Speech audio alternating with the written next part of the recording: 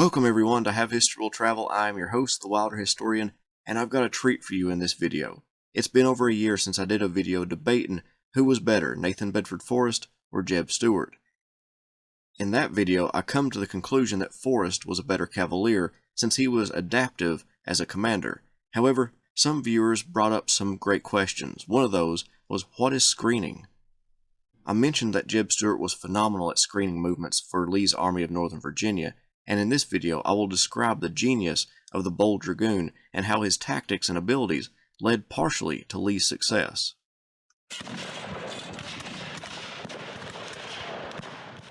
If you watched my video series on Patrick Cleburne and the two videos covering the approach to Atlanta by Sherman and the battles around Atlanta, you will notice that I mentioned the cavalry for the Army of Tennessee was simply being used as a fighting force and not so much for reconnaissance, so Joseph E. Johnston was ill-informed as to where Sherman was approaching him.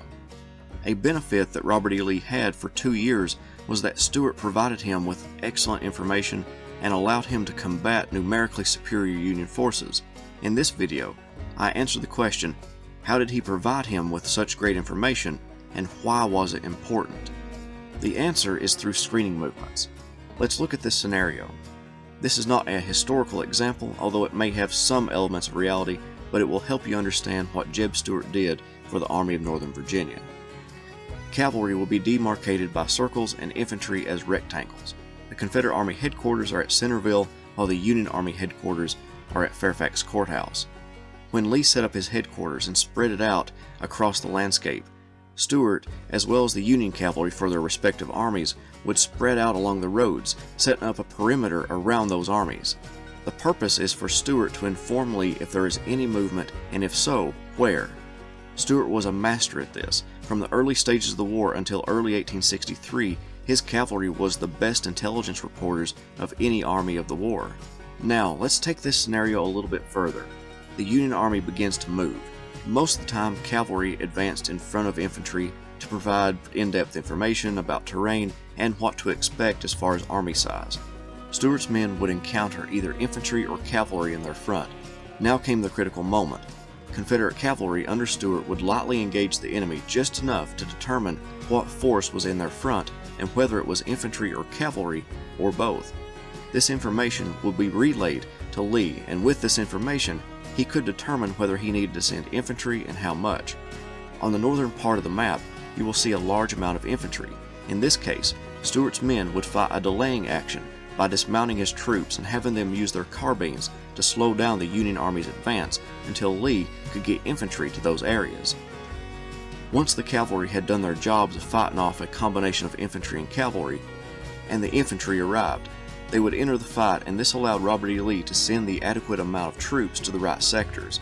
We see that happen with multiple battles, including 2nd Manassas, Chancellorsville, and the early stages of the Wilderness. The perimeter that JEB Stuart established around the Army of Northern Virginia was one of the most integral parts of Lee's strategy. Let's move to another scenario. When Lee decides to launch the Gettysburg Campaign, Stuart and his cavalry performed one of the most impressive feats of cavalry screening in the early stages of this campaign than any other moment of the war. Stuart's cavalry guarded the fords across the various rivers, but when Lee's army needed to move, Stuart needed to block Federal cavalry from gaining any information about Lee's movements. So Stuart positioned his cavalry at vital road systems. The Federal cavalry that spread out in an attempt to find out if Lee was moving would be blocked from gaining any information at all.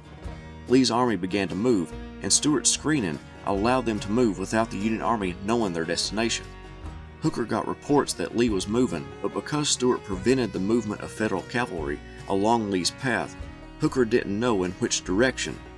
He thought that Lee might be headed back towards Richmond. 2 days after the campaign began, nearly 2 Confederate corps were in Culpeper, with only 1 corps left at Fredericksburg. This allowed Lee to slip away behind the Blue Ridge to further conceal his movements north. The Battle of Brandy Station partially resulted from Hooker attempting to find out where Lee was moving and Stuart attempting to block the Union cavalry from locating the separated Confederate corps. Most historians call the Battle of Brandy Station a tactical Confederate victory, but it had a much larger implication. I am part of a group of historians who argue that the Union cavalry matured at the end of 1862 and in the beginning of 1863. For much of 1862, Stuart had outfought and outrode his Union counterparts and did it phenomenally well. However, Federal cavalry came into their own, and Union commanders took the mounted arm of their armies more seriously as vital to the grand strategy. Better fit Union cavalry commanders rose through the ranks, and their skill at fighting and riding improved.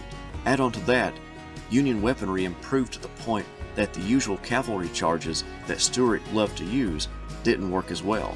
When confronting cavalry, Stuart's main tactic was to launch a saber and/or pistol charge. He found that broke up the Union formation and scattered them, but his men could fight dismounted as well. But as this video has shown, his greatest talent was screening. By 1864, his tactics no longer worked, and he could not adapt to the hard-hitting style of combat that the Union cavalry of Philip Sheridan launched against his troops. Union cavalry would screen and locate the enemy, but they could put up a good fight against infantry and best them on the field in some instances. Stuart was magnificent in his role as cavalry commander because he was confident in his men's training that he did personally, and he knew how to use cavalry as the eyes and ears of the army. But when tactics changed, he was unable to change with it, and it partially led to his death. So when people talk about Stuart leaving Lee blind at Gettysburg, I hope you now understand how debilitating it was for Lee not to have Stuart close at hand. If you want to know what Stuart was doing during the rest of the campaign, check out my video in the description below entitled "Where was JEB Stuart?" I hope that this video helped you understand the significance of Stuart. Most people declare him a pretty boy in all flash, and he was a pretty boy. He liked all the attention he received from the press and the ladies, but he was excellent at his job. But he could not adapt, and that was his downfall. Thank you all so much for watching. Please consider subscribing to the channel if you have not done so already. Like and share the video to help the channel grow, and if there is a topic you would like to see me cover, put it in the comments below.